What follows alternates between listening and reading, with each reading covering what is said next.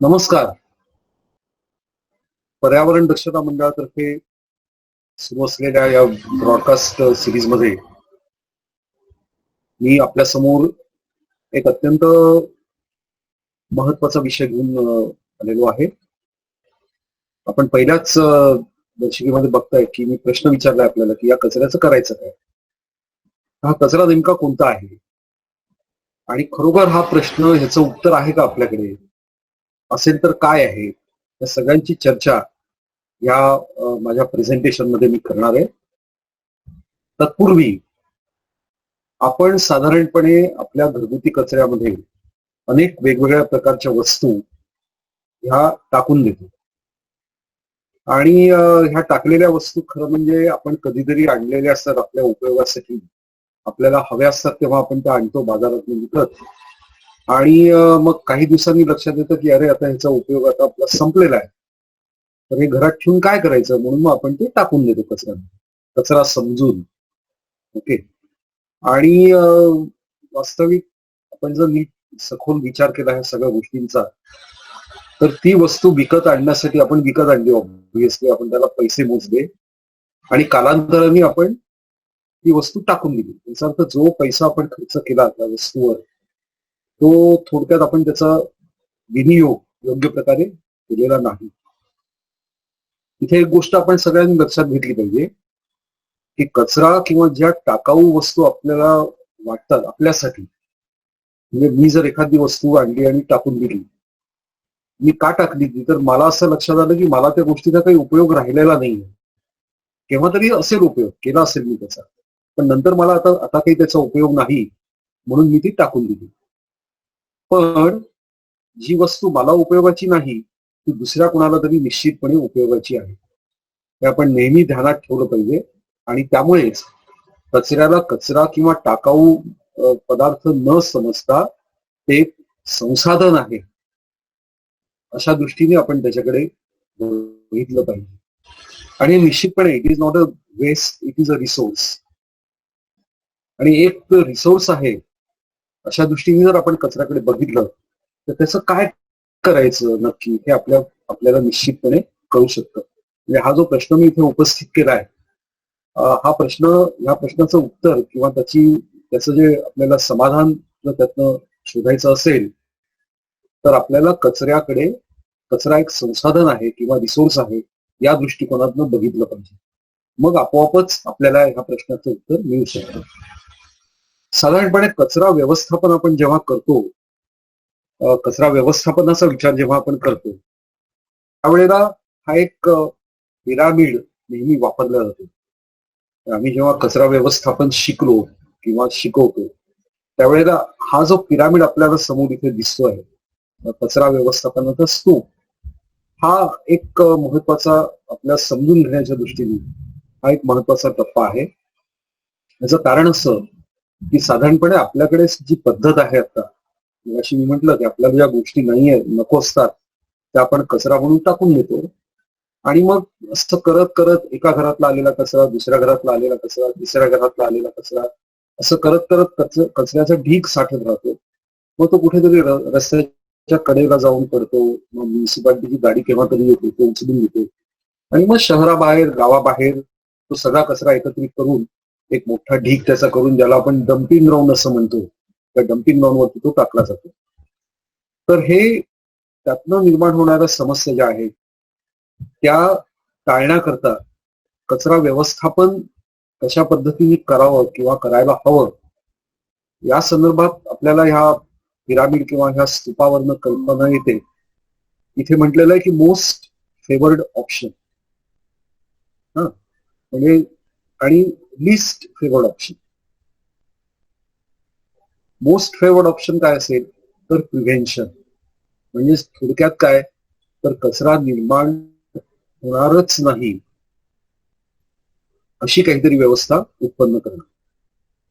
याचा अर्थ, थोडक्यात अर्थ असा की आपल्या गरजा कमी करणं आणि कचरा निर्माण होणारच नाही अशी काहीतरी व्यवस्था आपल्याला आपल्या घरगुती पातळीवर करणं, हा एक पर्याय झाला. तो जर शक्य नसेल तर दुसरा पर्याय काय आहे, तर मिनिमायझेशन. म्हणजे कचरा निर्मितीचं प्रमाण किती आपण कमी करू शकू, किती प्रमाणात रिड्यूस करू शकू किंवा मिनिमाइज करू शकू, हे आपल्याच हातात आहे शेवटी, है ना. कचरा निर्मिती आपणच करतो, त्यामुळे तो किती कमीत कमी कसा निर्माण होईल याचा विचार आपण ह्या व्यवस्थापन कार्यक्रमामध्ये करू शकतो किंवा करायला हवा. ठीक आहे, पुढच्या स्टेपमध्ये आपण बघू की समजा आपल्याला मिनिमाइज करणं शक्य नाही झालं, रिड्यूस करणं शक्य नाही झालं एवढ्या लेवलला, तर पुढचा पर्याय अजून आहेच ना, रियूज. ओके, पुन्हा पुन्हा वापर करा, एकाच गोष्टीचा परत परत वापर करा. भारतासारख्या विकसनशील देशांमध्ये रियूज बऱ्यापैकी होतं, हे नक्कीच आहे. इतर प्रगत देशांच्या तुलना केली तर आपल्याकडे रियूज आणि रिसायकलिंग बऱ्यापैकी चांगल्या पद्धतीने होत आहे. तरी सुद्धा कचऱ्याचं प्रमाण इतकं प्रचंड आहे की शेवटी हे पर्याय तसे फारसे उपयोगी ठरत नाही. परंतु रियूज म्हणजे एकच गोष्ट पुन्हा पुन्हा तिचा उपयोग करणं, हा पण एक अतिशय चांगला पर्याय असू शकतो. तेही शक्य नाही झालं आपल्याला तर पुढचा अजून पर्याय आहेच की रिसायकलिंग, पुनर्चक्रीकरण. कचऱ्यातले अनेक घटक असे आहेत, विशेषतः प्लॅस्टिकचे, की ज्याचं पुन्हा त्याचं रिसायकलिंग करता येतं. कागद असेल, कार्डबोर्ड्स असतील, टेट्रापॅक्स असतील, या सगळ्यांचं रिसायकलिंग होऊ शकतं. त्यामुळे रिसायकलिंग हा एक पर्याय आहे. त्याच्यानंतरचा पर्याय आहे तो एनर्जी रिकव्हरी. कचऱ्यापासून हा अर्थात आपल्या पातळीवर किंवा घरगुती पातळीवर करता न येण्यासारखा आहे, कारण त्याला खूप मोठी यंत्रणा लागते आणि त्याला कचऱ्याचा प्रचंड व्हॉल्यूम देखील लागतो. पण हा एक पर्याय म्हणून मी आपल्यासमोर मांडतो की एनर्जी कचऱ्यापासून मिळवता येते. त्या दृष्टीने अनेक ठिकाणी प्रयत्न सुरू आहेत, काही यशस्वी झालेत, काही अयशस्वी झालेत. पण एक गोष्ट नक्की झाली आहे की कचऱ्याचं नीट आपण त्याच्यावरती प्रक्रिया केली, त्यापासून ऊर्जा निर्मिती शक्य आहे. आणि अगदी शेवटचा पर्याय, हे सगळं नाही शक्य झालं तर डिस्पोजल किंवा त्या कचऱ्याची विल्हेवाट लावणं. म्हणजे थोडक्यात काय, तर कचरा एकत्र गोळा करून तो शेवटी डम्पिंग ग्राउंडवर नेऊन टाकणं, हा आपला सगळ्यात लिस्ट फेवर्ड ऑप्शन असायला हवा. कचरा व्यवस्थापनाचा धडा गिरवताना आपला सगळ्यात लिस्ट फेवर्ड ऑप्शन, म्हणजे अगदी काहीच आता आपलं ह्या सगळ्या गोष्टी आपल्याला शक्य नाही, प्रिव्हेन्शन नाही, मिनिमायझेशन नाही, रियूज नाही, आणि तरच आपण हा शेवटचा पर्याय म्हणजे डिस्पोजल हा ठेवला पाहिजे वास्तविक. दुर्दैवाने तसं होत नाही. डिस्पोजल ही पहिली प्रायोरिटी झालेली आहे. म्हणजे हा सूट थोडा उलटा झालेला आहे खरं म्हणजे सध्याच्या परिस्थितीमध्ये, असं म्हणायला हरकत नाही. डिस्पोजल ही टॉप मोस्ट फेवर्ड ऑप्शन आहे आणि मग बाकीच्या गोष्टी येतात. वास्तविक हे चित्र बदलणं तुमच्या आमच्या हातातच आहे, आणि त्याच्यासाठी काय करायला हवं हे आपण आता पुढच्या स्लाइड्स मध्ये बघूया. काय या ताई बघा, या कचरा बाहेर टाकतायत आणि मग आपण त्यांना विचारूया की तुम्ही कचरा बाहेर का फेकून देताय. असं करून काय होतंय की मगाशी मी म्हटलं की कचरा हे एक संसाधन आहे. ओके, म्हणजे जेव्हा हा कचरा आपण असं घराच्या बाहेर फेकतोय, रस्त्यावर फेकून देतोय, तेव्हा आपण हे मौल्यवान संसाधन वाया घालवतोय. आणि हे आपण समजून घेतलं पाहिजे, हे आपण लक्षात घेतलं पाहिजे. याचं कारण असं की अक्षरशः हजारो कुटुंबांचा उदरनिर्वाह होऊ शकेल अशी क्षमता या सो कॉल्ड कचऱ्यामध्ये आहे. याला आपण कचरा समजतो, त्यातनं हजारो कुटुंबांची रोजीरोटी निर्माण होऊ शकते. त्यामुळे कचरा हा रूढ अर्थाने टाकाऊ नसून एक उत्तम प्रकारचं संसाधन आहे. आणि मगाशी मी उल्लेख केला की मला जी गोष्ट टाकाऊ वाटते किंवा जी वस्तू टाकाऊ वाटते, त्याचा उपयोग निश्चितपणे दुसऱ्या कोणाला तरी होऊ शकतो. आपण हे नीट समजून घेण्यासाठी निसर्गात थोडंसं जाऊया. आपण जर निसर्गाच्या सानिध्यात गेलो, जंगलामध्ये गेलो, तर जंगलामध्ये आपल्याला दिसून येतं की झाडांचा पालापाचोळा, तुटलेल्या फांद्या, नंतर मृत प्राण्यांची शरीर किंवा पडलेली झाडं, त्यांचं कुजून गेलेले हे सगळं. तर अशा प्रकारचा कचरा जंगलामध्ये आपल्याला मोठ्या प्रमाणात दिसून येईल. आणि जोपर्यंत माणूस जात नाही, जंगलात जात नाही, म्हणजे पर्यटनाच्या दृष्टीने म्हणा किंवा निसर्ग निरीक्षणाच्या दृष्टीने, तोपर्यंत तिथे हा पूर्णपणे नैसर्गिक कचरा आहे, हे लक्षात घेतलं पाहिजे. हा जो कचरा मी आता म्हटलं पालापाचोळा असेल, फांद्या असतील, मृत शरीर असतील, हा सगळा नैसर्गिक कचरा आहे. निसर्गातच हा सगळा नैसर्गिक वस्तूंपासून निर्माण झालेला कचरा आहे. तर इथे जर आपण बघितलं ना तर कचरा हे संसाधन आहे याचं पुरेपूर प्रचिती आपल्याला ह्या जंगलामध्ये येते. कशी येते तर आपल्याला असं दिसून येईल की जेव्हा आपण जंगलामध्ये प्रवेश करूया आपल्याला हा सगळा कचरा पडलेला दिसेल तर पहिली गोष्ट म्हणजे आपल्याला दुर्गंधी त्यापासून अजिबात येणार नाही. हे पहिलं एक निर्देशक आहे की ह्या कचऱ्याची विल्हेवाट लावण्याचं काम नैसर्गिक पद्धतीने होत आहे. वर्षानुवर्ष होत आहे. ते 1 किंवा 2 दिवसांचं नाहीये. वर्षानुवर्षे ही प्रक्रिया, हे सायकल, हे चक्र चालूच राहतं. तर होतं काय की जमिनीमध्ये, जंगलातल्या जमिनीमध्ये असंख्य वेगवेगळ्या प्रकारच्या प्रजाती आहेत जीवाणूंच्या, बॅक्टेरिया, ज्याला आपण डिकॉम्पोजिंग बॅक्टेरिया असं म्हणतो. त्याच्या व्यतिरिक्त बुरशीच्या अनेक प्रजाती आहेत जंगलात वाढणाऱ्या. त्याच्या व्यतिरिक्त जमिनीत राहणारे अनेक इतर सूक्ष्मजीव असतील किंवा इतर प्राणी असतील, हे सगळे त्या सगळ्यांसाठी हा जो कचरा आहे, झाडांचा पालापाचोळा खाली पडलेला, हे त्यांचं संसाधन आहे, अन्न आहे.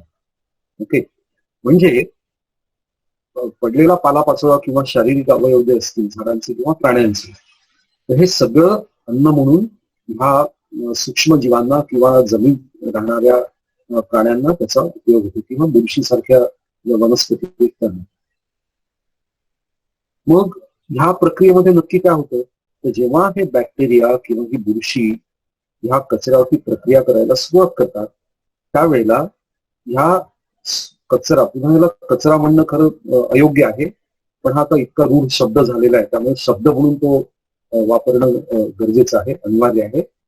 तर ह्या पालापाचोळ्यामध्ये किंवा वनस्पती किंवा प्राण्यांच्या शरीरामध्ये जे काही नैसर्गिक तत्व आहेत, जी काही नैसर्गिक मूलद्रव्य आहेत, जी अतिशय मौल्यवान आहेत, पोषक द्रव्य आहेत, ही सगळी ह्या डिकॉम्पोजिशनच्या प्रोसेसमध्ये किंवा डिग्रेडेशन, विघटनाच्या प्रक्रियेमध्ये ही सगळी महत्वाची पोषक द्रव्य काढली जातात आणि ती पुन्हा रिसायकल केली जातात. तर ही इतकी सुंदर व्यवस्था निसर्गाची रिसायकलिंगची आहे. तिथे कुठेही एकही गोष्ट वाया जात नाही. Nothing goes waste in nature. Okay, under natural condition कचऱ्याची अतिशय उत्तम पद्धतीने पूर्णपणे विल्हेवाट तिथे लावली जाते.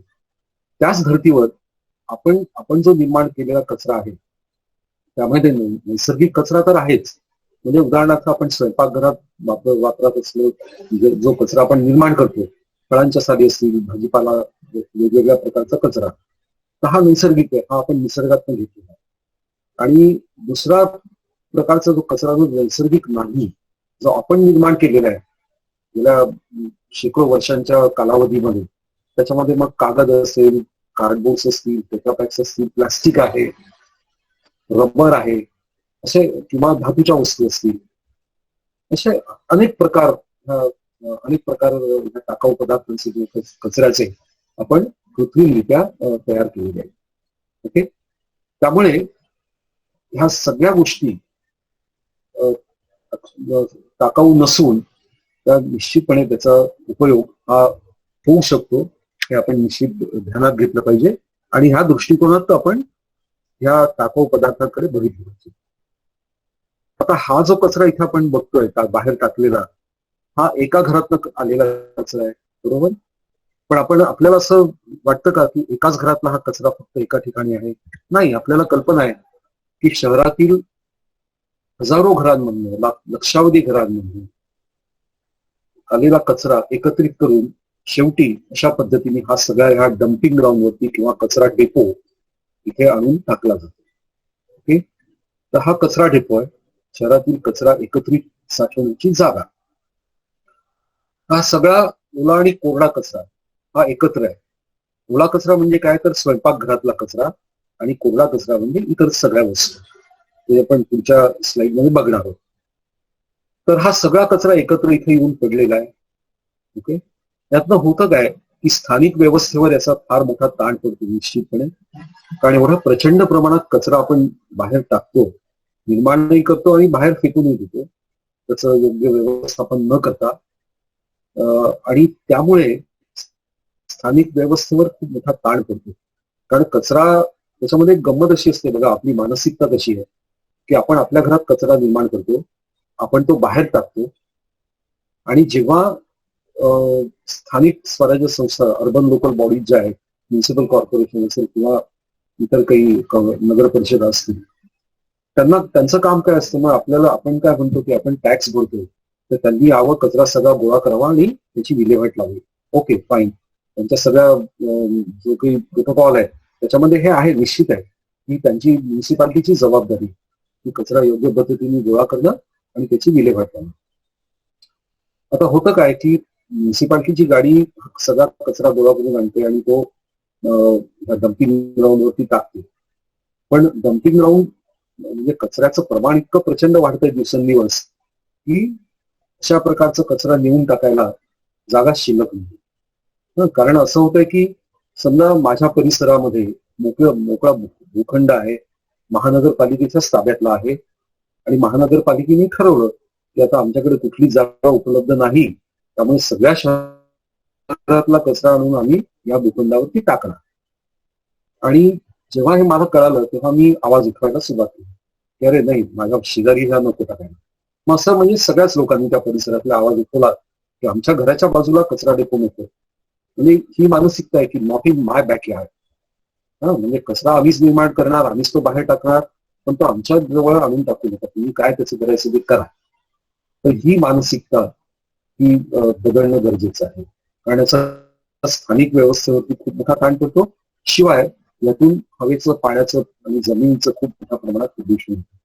कारण कचऱ्यातले जे घटक असतात ते पावसाच्या पाण्याबरोबर जमिनीत झिरपतात आणि अंडरग्राऊंड वॉटर जे आहे, जमिनीखालचं पाण्याची पातळी असते, त्या पाण्यामध्येही जाऊन मिसळतात आणि पाण्याचं प्रदूषण होतं. अनेकदा आपण बघतो, वर्तमानपत्रांमध्ये वाचतो किंवा बघितलेलं देखील असेल की ह्या कचरा डेपोला आगी लागतात काही ना काही कारणांमुळे आणि त्यातून येणारा जो धूर असतो ना तो इतका भयानक असतो, कारण खूप कचरा हा सगळा मिक्स असतो, पूर्ण आहे ना, कोरडा आणि ओला कचरा आपण एकत्र टाकलेला आहे. तर त्यामुळे तो येणारा जो धूर आहे त्यातनं, तर त्याच्यामध्ये रबर जळत असेल, प्लॅस्टिक जळत असेल आणि काय what not everything is burn. तर ह्यातनं येणारा जो धूर आहे तो अत्यंत घातक आणि विषारी असतो. त्या व्यतिरिक्त अनेकदा या कचरा डेपोमधनं प्रचंड दुर्गंधी निर्माण होते आणि इतकी होते की लोकांना श्वास घ्यायला त्रास होतो. आणि अक्षरशः असे हे झालेले आहेत अनेक रिपोर्ट्स किंवा अशा प्रकारचे हेल्थ सर्व्हे झालेले आहेत की कचरा डेपोच्या आजूबाजूला असणारी जी वस्ती आहे त्या वस्तीमधल्या लोकांच्या श्वसन प्रक्रियेवर खूप मोठा गंभीर परिणाम या सगळ्या गोष्टींचा झालेला आहे. आणि त्यामुळे श्वसनाचे दुर्धर आजार जगण्याची शक्यता देखील खूप मोठ्या प्रमाणात वाढते. त्यामुळे कार्टून मध्ये, ग्राफिक मध्ये आपल्याला दिसतंय हा कर्मचारी आहे, नंतर बीएमसी लिहिलेलं दिसतंय त्याच्या शर्टावर, त्यामुळे तो बीएमसीचा कर्मचारी दाखवलाय. आणि आपण बघू शकता याच्यावर की किती, आणि आपणही एक्सपिरियन्स केलेला आहे अनेकदा, कचऱ्याच्या कुंडी बाजूच्या बाजूने आपल्याला जाताना वास येतो आणि मग आपल्याला असंही होतं काही. आता काय करायचं, ठीक आहे, समस्या आहे, त्याच्यावरती उत्तर काय आपलं, तर ते आपण आता त्याची चर्चा करूया. तत्पूर्वी आपल्या घरातली जी सोकॉल्ड टाकाऊ वस्तू ज्याला म्हणतो आपण त्याची थोडक्यात ओळख करून घेऊया. ह्या ग्राफिक मध्ये आपल्याला दिसतंय की हा सगळा कचरा आहे, याच्यामध्ये गाजराचे तुकडे आहेत, काही इतर फळफळावळ आहेत, फळांच्या साली आहेत आणि अशा प्रकारच्या गोष्टी आहेत. आणि ह्या ग्राफिक मध्ये आपल्याला दिसतंय की प्लॅस्टिक आहे किंवा मेटलच्या वस्तू आहेत, धातूच्या वस्तू आहेत, काच आहे, पेपर आहे, याच्यावरती कार्डबोर्ड असेल, इलेक्ट्रॉनिक वेस्ट असतील, आपल्या घरातली इलेक्ट्रिकल आणि इलेक्ट्रॉनिक वेस्ट, हे सगळं जेव्हा आपल्याला आपल्या दृष्टीने त्याचा उपयोग शून्य होतो तेव्हा आपण तो कचरा म्हणून त्याच्याकडे बघायला सुरुवात करतो. तर मुख्य आपल्या घरात निर्माण होणारा कचरा हा मुख्यत्वे दोन प्रकारचा आहे. एक म्हणजे हा ओला कचरा ज्याला म्हणण्यात येतं, कारण हा ओलसर असतो थोडक्यात, कारण ह्या वनस्पतींचे सगळे भाग आहेत है ना. आपण ज्या काही पालेभाज्या आणतो त्या भाज्या निवडल्यानंतर त्याची उरलेली देठं असते किंवा फळं आणली, बहुतेक फळं आपण साली काढतो आणि आतला गर खातो. आंबा असेल किंवा केळी किंवा संत्री, मोसंबी ह्यासारखी जी फळं आहेत त्याचं आपण साली काढतो आणि मग खातो. आतला गर खातो. तर ह्या साली शेवटी आपण काय करतो, कचऱ्यामध्ये टाकून देतो. तर अशा सर्व सर्व प्रकारचा कचरा इतकंच नव्हे तर सफरचंदासारखी फळं असतील की ज्याची साल आपण काढत नाही, किंवा पेळ किंवा पेरू त्याची साल आपण काढत नाही, बरोबर. पण ते कापल्यानंतर मध्यभागी ज्या बिया किंवा हा तो जो भाग असतो जो आपण खात नाही, आपल्या खाण्यात नसतो, तो आपण कापून टाकतो. त्यामुळे तो पण अशा सगळ्या प्रकारचा कचरा म्हणजे निवडलेल्या भाज्यांचे उरलेले अवशेष सगळे जे काही असतील ते, आणि हा सगळ्या प्रकारचा कचरा, कांद्याची सालं असतील, शेंगांची फुलपट्ट असतील, हा सगळा कचरा आपण ह्याला ओला कचरा असं म्हणतो. आणि ह्या संदर्भात आज आपल्याला याच्यामध्ये जाणून घ्यायचं की याचं आपण व्यवस्थापन करायचं म्हणजे नक्की काय करायचं. आणि दुसरा हा जो कोरडा कचरा आहे घरातला, पेपर असेल, प्लास्टिक असेल, इतर सगळ्या प्रकारचा, तर त्याला आपण कोरडा कचरा किंवा ड्राय वेस्ट असं त्याचं वर्गीकरण करण्यात येतं. ही झाली थोडक्यात ओळख. मग आता ड्राय वेस्टचं काय करायचं. हा जो कोरडा कचरा आहे ना, हा कितीही दिवस तुम्ही घरात ठेवा, त्याच्यापासून काहीही अपायकारक गोष्टी होणार नाही. अर्थात त्याच्यात इलेक्ट्रॉनिक वेस्ट मोठ्या प्रमाणात असेल किंवा बॅटरीज असतात, आपल्या घड्याळाच्या बॅटरीज असतात किंवा इतर काही, तर त्या जास्त काळ न ठेवणं योग्य आहे, कारण त्याच्यापासून काही धोका निर्माण होऊ शकतो. तर हा कोरडा कचरा आपण घरामध्ये साठवून ठेवू शकतो काही दिवस, समजा 15 दिवस, महिना, किती व्हॉल्यूम त्याचा किती आहे ते प्रत्येक फॅमिलीवरती अवलंबून असतं. आणि मग तुम्ही एक दिवस तो रद्दीवाल्याला किंवा भंगारवाल्याला देऊ शकता किंवा रिसायकलिंगसाठी देखील पाठवू शकता. आपल्या शहरामध्ये, आपल्या परिसरामध्ये रिसायकलिंगची जो यंत्रणा असेल, व्यवस्था असेल, त्याची माहिती करून घेणं आणि मग योग्य वेळी त्या रिसायकलिंगसाठी तो कचरा देणं, हा एक भाग आहे. दुसरं गंभीर गोष्ट म्हणजे तुम्ही जो विद्यार्थी असाल ना, तुम्हाला कॉलेजमध्ये जाणार असाल किंवा शाळेमध्ये, तर पॉकेट मनी लागतो दर महिन्याला, पालक देतात. तुम्ही घरात थोडा वेळ जर दिला ना कचऱ्याचं सॉर्टिंग करायला, मी विद्यार्थ्यांसाठी म्हणून खास सांगतोय की सॉर्टिंग करायला जर थोडा वेळ दिला घरात आणि कचऱ्याचं नीट सेग्रिगेशन केलं, त्या ग्राफिक मध्ये दाखवलं त्याप्रमाणे, तर मला खात्री आहे की तुमचा महिन्याचा पॉकेट मनी हा कचऱ्यामध्ये निश्चितपणे सुटू शकतो. इतकंच नव्हे, तो तुमच्या कुटुंबाला एक अतिरिक्त उत्पन्नाचं साधन देखील होऊ शकतं. पैशांची गरज सगळ्यांना दिसते, किती पैसा कमवला तरी आपल्याला माहिती आहे आपल्याला गरज पडतेच. त्यामुळे हे एक अतिशय चांगलं, आणि मी खात्रीने सांगतोय तुम्हाला की हा केवळ कचऱ्याचं सेग्रिगेशन करून तो मार्केटमध्ये नेऊन देण्यामध्ये लक्षावधी किंवा अक्षरशः म्हणजे कोट्याधीश झालेली लोक मी बघितली का त्याच्यामध्ये मोठं पोटेन्शियल आहे. अर्थात आपण घरगुती पातळीवर जेव्हा विचार करतो तेव्हा त्याच्याकडे बिझनेस म्हणून न बघता, मोठ्या प्रमाणातला बिझनेस न बघता, अगदी घरगुती उत्पन्नाचं साधन एक त्यातनं निश्चितपणे होऊ शकते. हे झालं कोरडा कचऱ्याचं. मग आता ओला कचरा, त्याच्याकडे आपण जास्त त्याच्यावरती भर देणार आहोत. एकूण आपल्या संपूर्ण देशाचा विचार केला तर एकूण जो कचरा निर्माण होतो सगळा, त्यातला जवळपास 80 ते 90% कचरा हा जैविक विघटन करता येण्यासारखा कचरा आहे.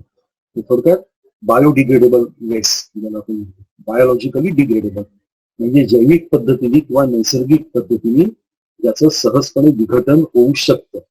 अशा प्रकारचा हा घरगुती या कचऱ्याचं प्रमाण घरगुती कचऱ्यामध्ये खूप जास्त असतं.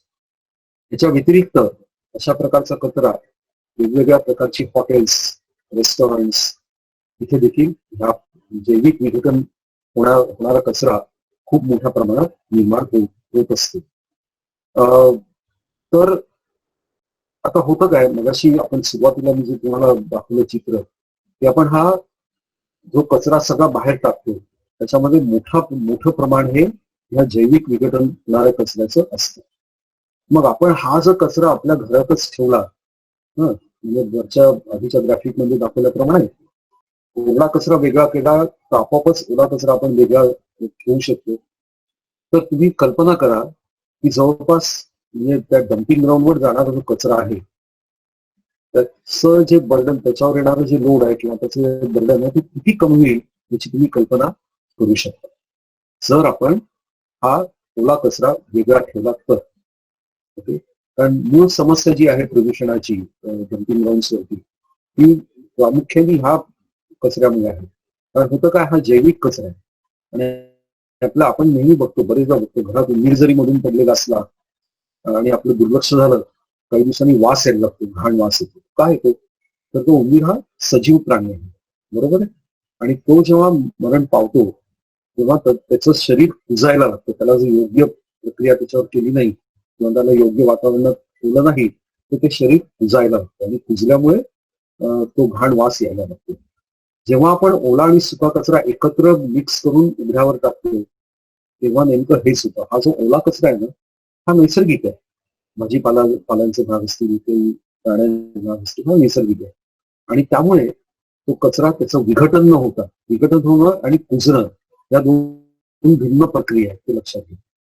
कचरा जेव्हा कुजायला लागतो किंवा सडायला लागतो त्यावेळेला त्यातनं दुर्गंधी निर्माण व्हायला सुरुवात होते. आणि मग त्याच्यानंतरची स्टेप आहे ती म्हणजे हवेचं प्रदूषण आणि पाण्याचं प्रदूषण. त्यामुळे कचरा सडणं किंवा कुजणं हे केव्हा होईल? जेव्हा आपण हा कचरा नीट न हाताळता प्लॅस्टिकच्या पिशवीत बंद करून टाकू किंवा इतर कचऱ्याबरोबर मिक्स करून टाकू, तेव्हा हा कचरा नैसर्गिकरित्या त्याचं विघटन होण्याची प्रक्रिया आहे, ती प्रक्रिया होऊ शकत नाही. कारण हे विघटन करून आणणारी जी घटक आहेत, जे जीवाणू आहेत, त्या जीवाणूंना विशिष्ट प्रकारचं वातावरण लागतं. ओके. आणि जे निसर्गामध्ये मिळतं, मी तुम्हाला जंगलाचं उदाहरण दिलं, तर तिथे जे वातावरण आहे ना, त्या वातावरणामध्ये ही विघटन होण्याची प्रक्रिया अतिशय चांगल्या पद्धतीने होते आणि म्हणून जंगलात आपल्याला कचऱ्याचा सडल्यासारखा किंवा कुजल्यासारखा वास येत नाही. ओके. कारण तर हाच ओला कचरा इतर घटकांबरोबर एकत्र करून उघड्यावर टाकला तर दुर्गंधी, पर्यावरण प्रदूषण वगैरे समस्या आणि त्यातनं पुढे श्वासनलिकेचा दाह, ज्याला ब्रॉन्कायटिस किंवा अस्थमा अशासारख्या गंभीर श्वसनाच्या व्याधी या निश्चितपणे जगू शकतात.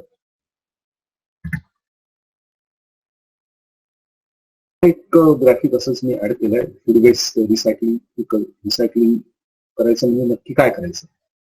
म्हणजे आता निसर्गामध्ये काय होतंय की आपण जे अन्न ग्रहण करतो ते अन्नाचा जो सोर्स आहे त्या म्हणजे वनस्पती किंवा प्राणी. आपण जर मांसाहारी असाल तर हे सगळं कुठून येतंय? त्यांच्यामध्ये जी पोषक द्रव्य आहे वनस्पती किंवा प्राण्यांच्या शरीरात ही निसर्गाचीच देणी आहे ना. निसर्गाकडनंच त्यांनी, जेव्हा हे वनस्पती शेतांमध्ये वाढतात, गहू, ज्वारी, मका वगैरे, तेव्हा या वनस्पती काय करतात? जमिनीतलं पाणी शोषून घेतात आणि या पाण्याबरोबर वेगवेगळ्या प्रकारचे क्षार किंवा मिनरल्स, खनिज जी त्यांच्या वाढीला आवश्यक असतात ती घेतात. वरती हवेतनं कार्बन डायऑक्साईड घेतात, सूर्याचं प्रकाशातली किरण त्यातली ऊर्जा घेतात आणि अन्न तयार करतात. आणि मग आपण आपल्यासारखे प्राणी, सगळेच प्राणी या वनस्पतींवर जगतो, बरोबर.